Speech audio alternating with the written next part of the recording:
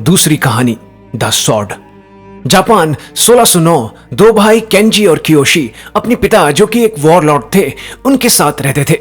दोनों भाई मिलजुल कर एक साथ हंसते खेलते थे और लकड़ी के डंडों से तलवारबाजी भी सीखते थे।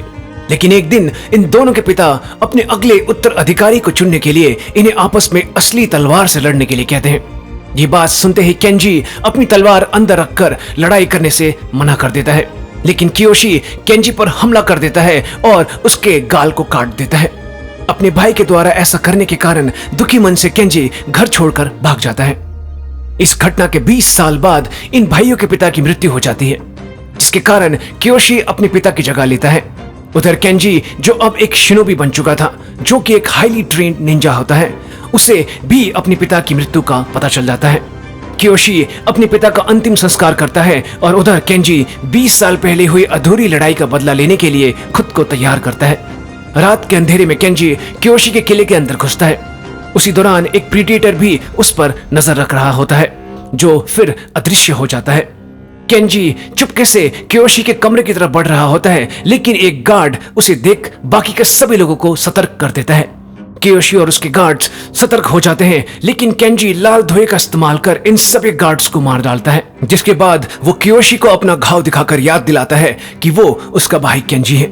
एक खतरनाक लड़ाई इन दोनों के बीच शुरू हो जाती है, लेकिन अंत में केंजी कियोशी पर भारी पड़ता है और उसे एक जोरदार किक मारता है, जिसके कारण वो बालकनी से जोर से टकराता है जो टूट जाती है। केंजी अपनी तलवार से कियोशी को मारने की बजाय सिर्फ उसके गाल पर अपनी तलवार से निशान बनाते हुए उसे छोड़ देता है, लेकिन तभी बालकनी के टूट जाने के कारण कियोशी नीचे नदी में गिर जाता है। उसी पल प्रीडेटर केंजी के सामने आ जाता है। खतरे को भांपकर केंजी लाल धुएं का इस्तेमाल कर कमरे से बाहर भाग जाता है। प्रीडेटर कियोशी के गार्ड्स को बेरहमी से मारता हुआ केंजी का पीछा करने लगता है। खिड़की से बाहर कूदने के लिए तैयार केंजी पर प्रीडेटर एक छोटे बॉम्ब से हमला करता है। केंजी बॉम्ब के धमाके से उछलकर बाहर किले की छत पर जा गिरता है। छत के नीचे छिपकर केंजी अदृश्य प्रीडेटर के पैर पर हमला कर उसे नीचे गिरा देता है, जिसके बाद वो तेजी से किले की छत पर भागने लगता है। प्रीडेटर एक बार फिर से उसके पीछे था, जो उस पर अपने भाले से भी हमला करता है।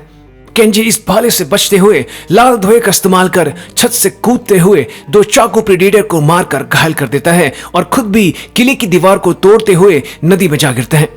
कुछ समय बाद केंजी नदी से बाहर निकला ही होता है कि तभी उस पर कियोशी हमला कर देता है। कियोशी को पीछे धकेल कर केंजी उसे चुप होकर सुनने के लिए कहता है। तभी कियोशी पीछे से केंजी पर हमला कर रहे अदृश्य प्रीडेटर को देख लेता है,